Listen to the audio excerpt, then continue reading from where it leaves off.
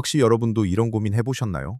건강하게 오래 살고 싶어서 매년 꼬박꼬박 건강검진을 받는데 막상 검사 결과지를 받아보면 또 다른 걱정이 생기지 않으셨나요?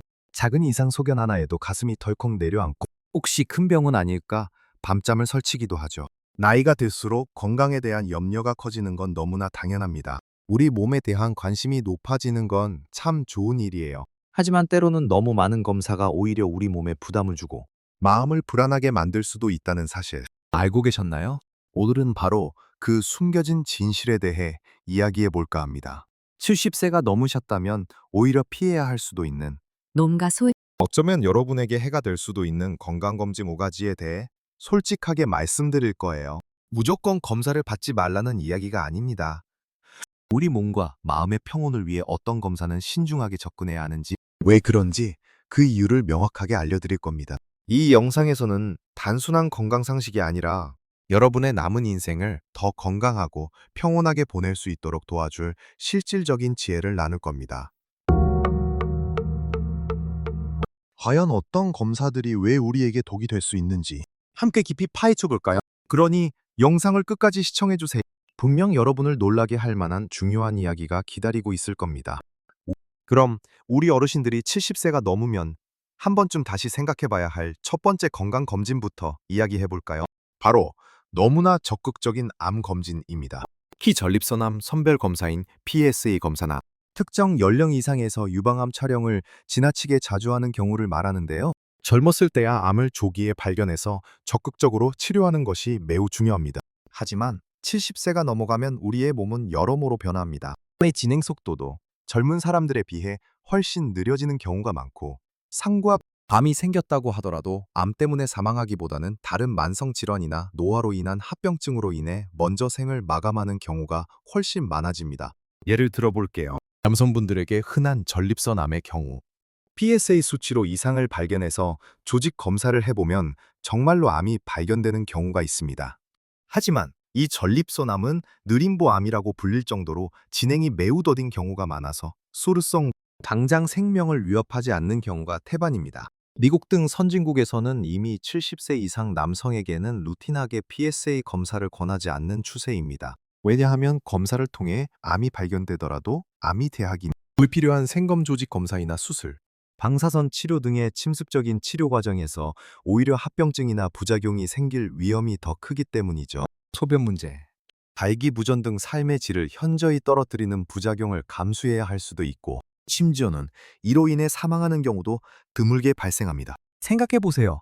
내가 남은 여생을 평화롭게 보내고 싶은데 당장 생명에 위협이 되지도 않는 암을 찾아내서 힘든 치료를 받고 그 후유증으로 고생하며 삶의 질이 떨어진다면 과연 그 검사가 나에게 이득이었을까요? 물론 암의 종류나 환자의 전반적인 건강 상태, 그리고 얼마나 활동적인 삶을 유지하고 있는지 등 여러 요소를 고려해야 합니다. 하지만 중요한 것은 무조건적인 조기 발견만이 능사가 아니라는 점입니다. 주치의와 충분히 상의해서 내 몸 상태에 맞는 검사 주기나 검사 여부를 결정하는 지혜가 필요합니다. 불필요한 불안감에 시달리지 않는 것도 우리 건강을 지키는 데 아주 중요한 부분이에요. 자, 그럼 다음으로 넘어가서 두 번째로 신중하게 접근해야 할 검사는 바로 잦은 전신 MRI나 CT 촬영입니다. 특별한 증상도 없는데 막연한 건강 염려증으로 인해 혹시 어디 안 좋은 곳이 있나 싶어서 전신을 MRI나 CT로 찍어보는 분들이 꽤 많으세요. 특히 한국 사회에서는 혹시 모르니 다 검사해보자는 분위기가 강한 편이죠. 그런데 이런 전신 영상 검사는 몇 가지 심각한 문제를 야기할 수 있습니다. 첫째, CT 촬영은 상당한 양의 방사선에 노출될 수 있습니다. 방사선 노출은 장기적으로 암 발생 위험을 높일 수 있는 요인입니다.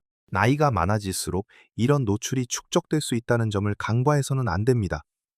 둘째, 그리고 이게 정말 중요한데요. 바로 우연한 발견, 즉 인시덴탈 로마의 문제입니다. 우리 몸은 나이가 들면서 크고 작은 변화를 겪습니다. 간이나 신장, 뇌 등 어디든 작은 혹이나 낭종, 특혜화 등이 발견될 수 있는데 대부분은 양성이고 임상적으로 아무런 의미가 없는 경우가 태반입니다. 그런데 전신 촬영을 하면 이런 작은 것들까지 다 잡아냅니다.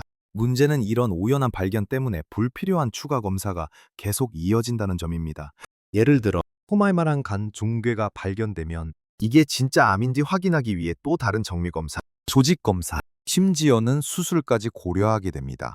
지바탄자는 엄청난 심리적 스트레스와 불안감에 시달리게 되고 불필요한 고통과 의료비 지출을 감수해야 합니다. 결국엔 아무것도 아닌 것으로 판명나는 경우가 허다하죠. 생각해보세요.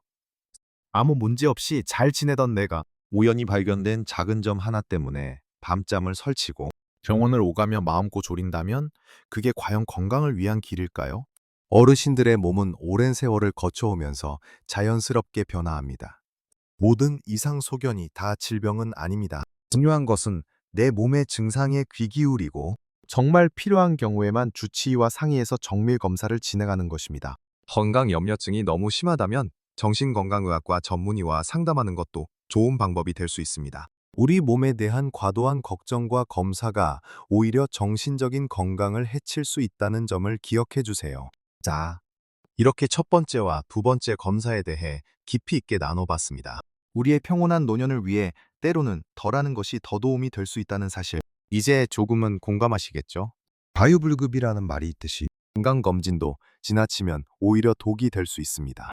그럼 이제 세 번째로 신중해야 할 검사에 대해 이야기해 볼까요? 세 번째는 바로 엄격한 혈당 목표를 위한 잦은 검사와 관리입니다. 특히 당뇨병을 오래 앓으셨거나 70세 이상 고령이신 분들, 그리고 다른 만성질환을 여러 개 가지고 계신 분들에게 해당되는 이야기입니다. 젊은 당뇨 환자나 비교적 건강한 분들에게는 합병증 예방을 위해 혈당을 엄격하게 조절하는 것이 매우 중요합니다. 당화혈색소 수치를 5% 미만으로 유지하라고 권장하는 경우가 많죠. 하지만 나이가 많고 이미 여러 합병증을 앓고 있거나 치매 위험이 있는 어르신들에게는 이야기가 달라집니다. 왜냐하면 혈당을 너무 엄격하게 조절하려고 하면 저혈당에 빠질 위험이 훨씬 커지기 때문입니다. 저혈당은 혈당이 갑자기 너무 떨어져서 식은땀이 나고 어지럽고 의식을 잃을 수도 있는 매우 위험한 상황입니다. 어르신들은 저혈당 증상을 제대로 느끼지 못하거나 갑작스러운 의식 소실로 인해 낙상 사고를 겪을 위험이 높습니다. 낙상은 골절로 이어지고 이는 다시 침상 생활로 이어져 삶의 질을 현저히 떨어뜨리고 최악의 경우 사망에까지 이를 수 있는 심각한 문제입니다. 저혈당으로 인한 뇌 손상이나 심장 문제도 무시할 수 없습니다. 그래서 대한당뇨병학회나 미국 당뇨병학회 등 주요 의료기관에서는 70세 이상 고령 당뇨 환자나 복합적인 건강 문제가 있는 환자에게는 당화혈색소 목표치를 7.0 가자포르세 및 큐브 정도로 완화해서 적용하도록 권고하고 있습니다. 중요한 것은 혈당 수치 그 자체보다는 저혈당을 피하고 증상 없이 일상생활을 잘 영위하는 것에 초점을 맞추는 것입니다.